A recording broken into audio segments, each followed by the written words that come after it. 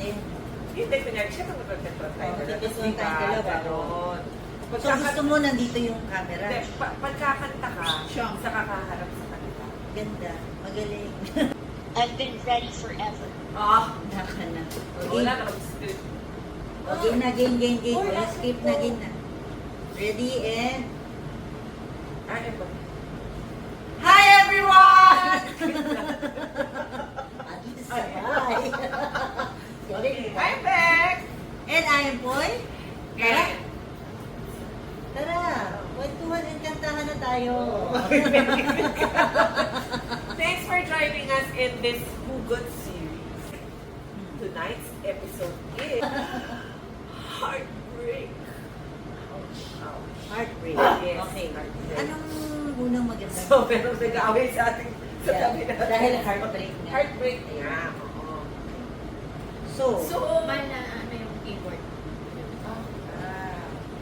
Ba naman ito dalawa? heartbreak. Speaking of heartbreak, okay, may mga questions tayo dyan. The relationship has gone its course, so it's time to move on. How do you end it? Chismos. Wait lang. Nagre-record na kami. Hindi ka na pwede makita si My Love sa lang. Hindi ka pwede ba? Uy! Kung wala ikaw ang makikipag... Na-experience mo na ba na ikaw ang nakipaghiwalay? Oo. Oo.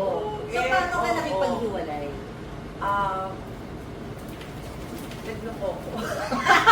Hindi, so after mo magloko, Hindi. paano mo sinabi sa kanya na hiwalay na tayo? Ganun. Ano? Hindi. Parang, ayoko na. Kasi, Paano mo sinabi sa kanya, ganun lang kasimple, ayoko na. bored na ako dun sa relationship. So, bigla mo siyang kinausap at sinabi sa kanya, hiwalay na tayo. Hindi, unang-una nagloko yata ako. Yata, 2 years ago na yun. Hindi.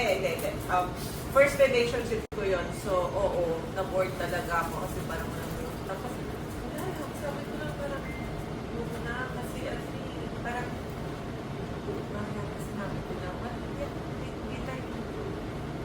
Saan sabi niya, wala? Kaya ayaw niya, ano pwede kong gawin, ganyan. Wala. Kasi nagkakakit. Ano? Sabi mo? Beto.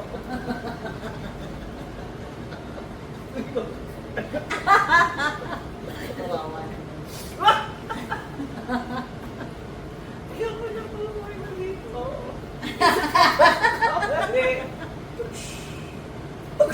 Hindi. Ate, yun nga. Hindi. Totoo naman talaga kasi there's no easy way to break somebody's heart. Kanta na. Yan mo kasi ka ng isang there's no easy way.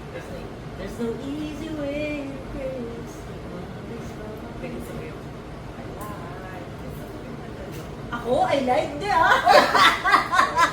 the fact na sinabi mo yung kasinungalingan na kagad yung Buboy. Ano I mo told you, ano? and told her she'd be fine.